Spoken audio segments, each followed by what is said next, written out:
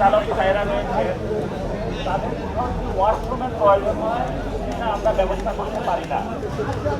এই জন্য বর্তমান সরকার যারা আছে, আমাদের সাধারণত যারা আমাদের রিক্সাজীবী এবং রিক্সা চালক ভাইয়েরা, তাদের জন্য বিভিন্ন জায়গায় ওয়াশরুম ফেসিলিটেশন করা, গোসল করতে পারেন। আপনি দেখবেন একজন রিক্সা চালক রাস্তার পাশে ঘুমিয়ে নেবে রিক্সার মধ্যে।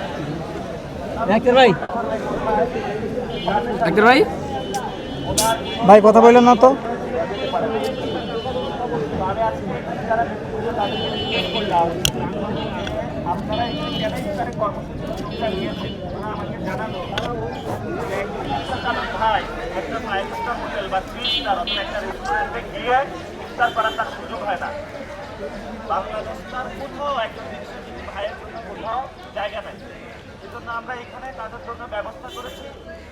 তারা সারাদিন রিক্সা চালিয়ে, ওনারা অধিকাংশ মানুষের রোজা রাখেন। এখানে এসে আমরা ইফতার করবো একসাথে। প্রত্যেকটা দিন রিক্সা চালক ভাইরা এখানে আসবেন, ইফতার করবেন এবং সমাজের যারা অন্যান্য শ্রমজীবী মানুষ তারা এখানে ইফতার করবেন। আপনারা জানেন যে ঢাকা আগে আমরা 8 দফা ইশতেহার দিয়েছিলাম। প্রথম দফা ইশতেহার ছিল শহীদ ওসমান হাদি ভাইয়ের হত্যাকাণ্ডের বিচার।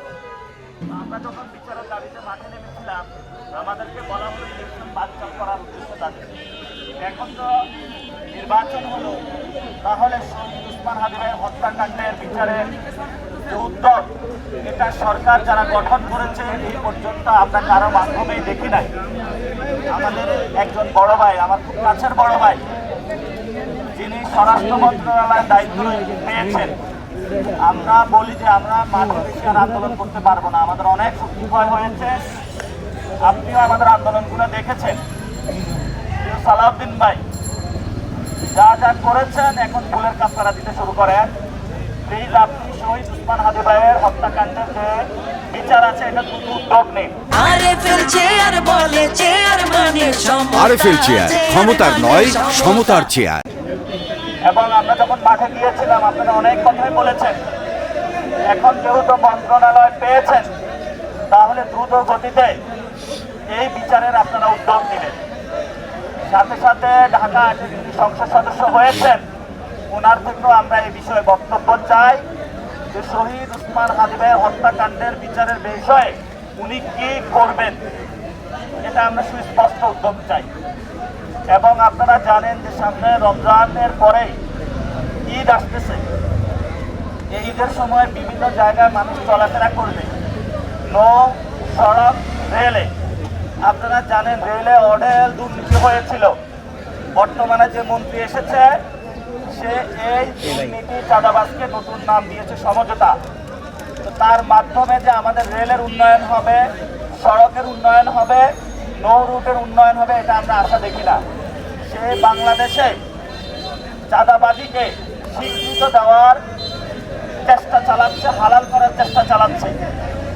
এই নয়ন রবিউল ইসলাম, সে খুনের মামলার আসামি, তাকে 3টা মন্ত্রণালয় দেওয়া হয়েছে। এখন আবারই সে বাংলাদেশে হলে চাঁদাবাজিকে হালাল করার চেষ্টা চালাচ্ছে। আমরা পুরো বাংলাদেশের মানুষকে বলবো, এই রবি যে দুর্বৃত্তকে নিয়ে আসছে, নতুন করে মির্জা আব্বাসের সাম্রাজ্যের দায়িত্ব নিতে চাচ্ছে।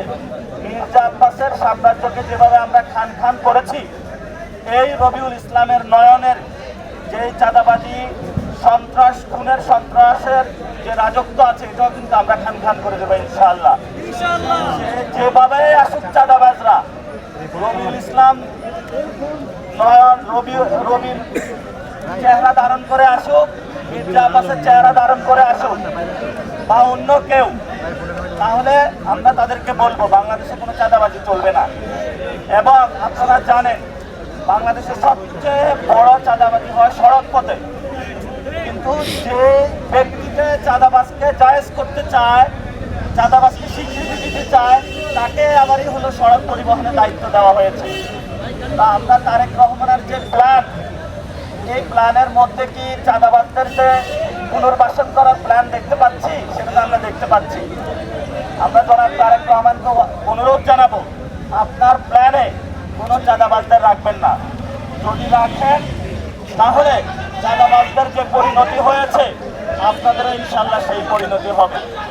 এবং আপনারা জানেন যে রমজান মাস আমরা লেবু তারপরে বিভিন্ন পণ্যদ্রব্য ক্রয় করি। মার্কেটে অনেক বেশি সব কিছু দ্রব্যের দাম বেশি, যেটা হলো মানুষের নাগালের বাইরে। আমরা সরকারকে অনুরোধ জানাবো নাগালের মধ্যে পণ্যদ্রব্যের দামগুলো নিয়ে আসি, মানুষকে মুক্তি দিন, অর্থনৈতিকভাবে তাদেরকে স্বাবলম্বী করুন। এবং যারা শ্রমিক রয়েছে তাদের আপনারা পাশে দাঁড়ান। শ্রমিকদের পাশে যদি না দাঁড়ান, এই শ্রমিক মানুষগুলো কোথায় যাবে? এই জন্য ইনফরমাল সেক্টরে যারা শ্রমিক রয়েছে, রিক্সাওয়ালা যারা ঢাকা রয়েছে, তাদেরকে লাইসেন্সের আওতায় নেন। তাদের থেকে কেউ যাতে চাঁদাবাজি না করতে পারে, লাইসেন্স পারমিটের নামে কোনো থানা যাতে চাঁদাবাজি না করতে পারে, সেগুলো আপনারা নিশ্চিত করেন। তাহলে ইনশাল্লাহ আমরা নতুন বাংলাদেশে যেতে পারবো। এবং আপনারা জানেন নির্বাচনের ডিল অনুযায়ী আওয়ামী লীগের অফিসগুলো খোলা শুরু হয়েছে। আমরা সরকারকে হুঁশিয়ার করে দিতে চাই, আওয়ামী লীগের বাংলাদেশে দফা রফা হয়েছে। এই মরা পচা আওয়ামী লীগকে যদি বিএনপি নতুনভাবে বাংলাদেশে পুনর্বাসন করার প্রচেষ্টা চালায়, এটা আমরা শক্তভাবে প্রতিরোধ করব। ভোট পেয়েছেন, এতটুকুই সীমাবদ্ধ থাকেন। ভারতের সাথে যদি কোনো দফা রফার প্রচেষ্টা আপনারা চালান, ভারতের সাথে ডিল অনুযায়ী বাংলাদেশে যদি আওয়ামী লীগকে পুনর্বাসন করার আপনারা প্রচেষ্টা চালান, এটা বাংলাদেশের মানুষ ইনশাল্লাহ মেনে নেবে না। তরুণ প্রজন্ম আবার মাঠে নামবে ইনশাল্লাহ, কিন্তু আওয়ামী লীগের প্রশ্নে এক বিন্দু কেউ ইনশাল্লাহ তারা ছাড় দিবে না।